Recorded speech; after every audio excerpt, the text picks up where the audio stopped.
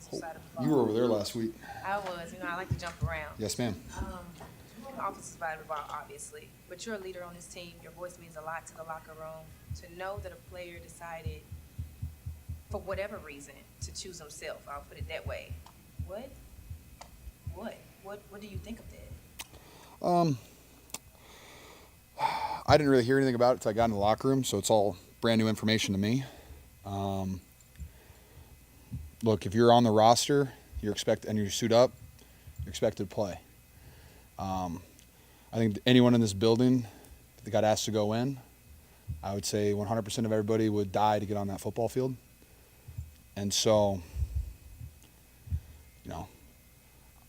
people are going through random things off the field. I can't speak on that. Whatever, his decision was, it wasn't for this organization. It wasn't for this team. And that's on him. So, not very happy about it. I would have something to say. I wish I would have heard about it on the field, but I didn't.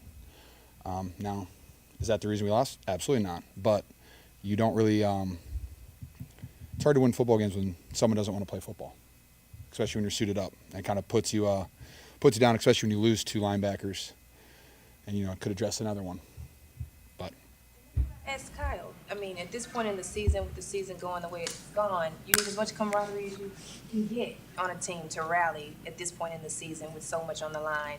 Does that create dissension or disbelief or just disconnection on the sideline? Not disbelief or disconnection like as a team. That is one person who just decided not to, play for his teammates. And I don't think that doesn't make our offense look at each other and be like, wow, man, we're falling apart. It's more of or like the defense, hey, we're falling apart. It's more of a one person making like Mooney said, a selfish decision. And I'm with Mooney on that. And I've never been around anybody that's ever done that. And I hope I'm never around anybody that does that again. Juxtapose that against what Dre did tonight. What was that like to watch? All I asked for my tight end room today was to play with 1/5 of the energy that Dre Greenlaw brings on every single snap. And I thought our tight end room did a good job about that. I thought, we brought energy. We tried our best. Dre Greenlaw is one of my favorite football players to ever watch. The energy that he plays with, the violence that he plays with on every single snap. And you can just tell the energy that he brings to the entire defense and the entire team is infectious. It's unique. It's one of a kind. And he is an absolute unicorn of a football player. And it was just so fun to see him have the opportunity to play again tonight. Why is it so hard for the offense to find a rhythm and produce tonight?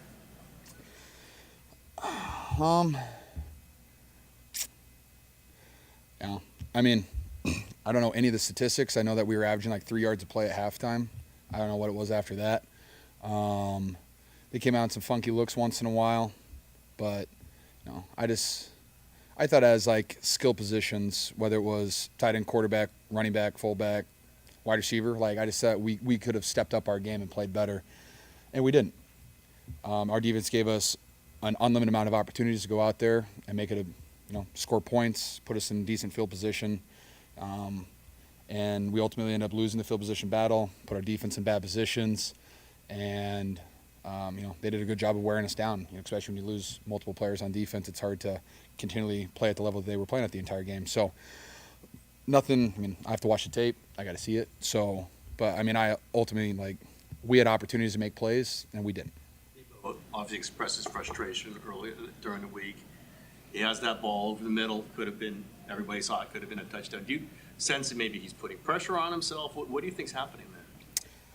I don't really see Deebo drop passes like that. I think he's one of the best in the world when it comes to being open across the middle of the field and taking a ball to the house. Deebo's he's just so excited to make a play because, you guys saw his tweet or whatever it was, of frustration, whatever that is. And I think it's not an anxiety. It's just he's just so giddy and ready to play football. And I've never seen him drop a pass like that before. So, like I said, it didn't need to come down to that. And I know, whatever Deebo said to you guys, I bet you he's hurting. But Deebo's he's still a very talented player, and I need him to continue to play at a high level for the rest of the season.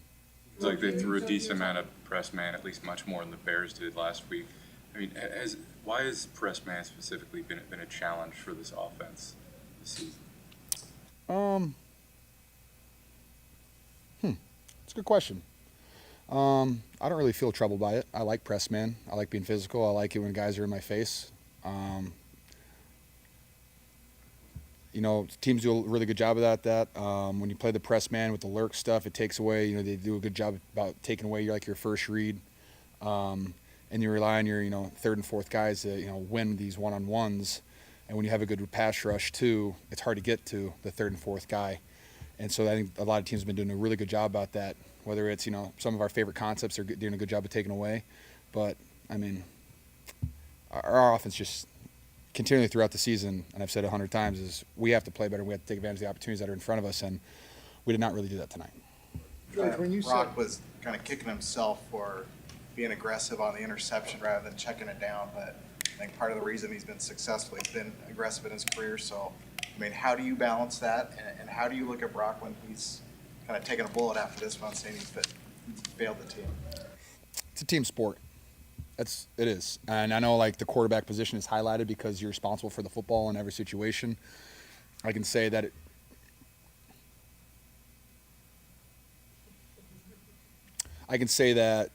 shouldn't have come down to that. We could have made plays in other positions. We could have ran the ball better. We could have done a lot of things better to not be in that position. But, Brock he's a selfless person. He does not have an ego. He is a fantastic leader. He's a fantastic playmaker. We win games because of him. I don't want him to wear that, on his shoulders. But, I mean, when you're the quarterback of the San Francisco 49ers, there's always a spotlight on you. There's always a highlight on you. I mean, I've said that any quarterback that has ever played for the Niners, just an automatic spotlight on you.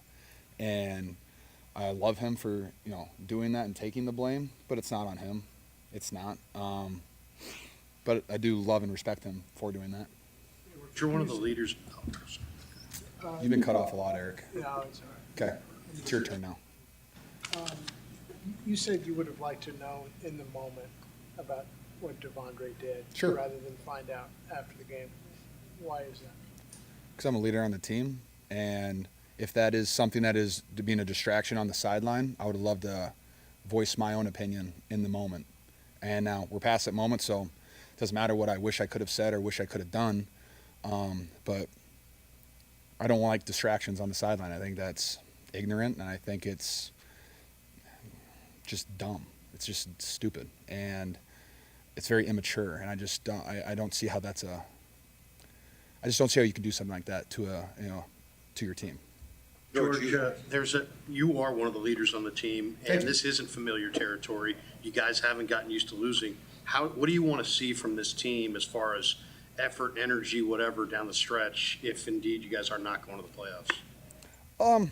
You know what? I'm just going to quote my safety, Huff. He broke the team down after the game, and he said that his mindset and his attitude will be 100% effort on every single day, every practice, every single rep, and he will fight until the wheels fall off because he has been fighting his ass off to get back on the football field this year, and he has only gotten so many reps, and he's played really, really good football for us. And he said that he's just going to bring it, and he expects everybody around him to also bring in fiery energy, to bring the passion, no matter what circumstances are, no matter what percentage, no matter what odds have to happen for us to continue playing later this year. But we just have to focus on this one game, take these 3 days, get away, and show up on Monday with great intent and great effort. George, you They're here first, and I'll come to you. Oh, you're way over there. George, you aforementioned what Dre Greenlaw means to the team and what you told the tight end room. What does Dre Greenlaw mean to you, and how does he inspire you? His, my wife is calling me, sorry. His desire to play football in the most violent way possible, there are not very many people that do that. I mean, I don't think there's another person on the roster in the NFL that plays the game that he does. He is an old soul. He's a guy who could play in the 90s, the 2000s, and I absolutely love everything about that he does in every snap. The energy that he brings he could be on the other side of the damn field and they could have a screen away from him and he's going to somehow end up in the film somehow on top of the pile screaming and hyping up everybody around him. And when you have people like that on your team, it gets everybody going. And he is that player for us. He makes Fred play better. He makes Huff play better. He makes Bosa play better. And when you feel that out there, our defense is so much better with a guy like Dre Greenlaw. And he inspires our offense. When you see him make those plays, he's an incredible one-of-one person. Jennifer. George, you were talking to Deebo at the end of the game in the locker room. What kind of words of encouragement were you offering him? My words of encouragement to Deebo. Do I want to share that with you guys? I don't know. Basically just said, one, there's things that you just have to take on the chin. Like, talk to the media, take ownership of whatever you had said before, how you played tonight, take ownership of it, leave it in the past and move on. Because there's better days ahead for Deebo. There's plays to be made for Deebo. And he has more opportunities ahead of him to make plays for this team. And I believe in Deebo. And, I've had games where I've had drops. I've had games where, I did not play my best game. And people picked me up and allowed me to play at a high level again. And, I love Deebo. And he, while it was not his night tonight, when he did get the ball in his hands, I thought he fought his ass off to, try to, make plays for us. And I know he'll be eating himself over that, one drop. And, but he has plenty of plays ahead. Thank you, guys.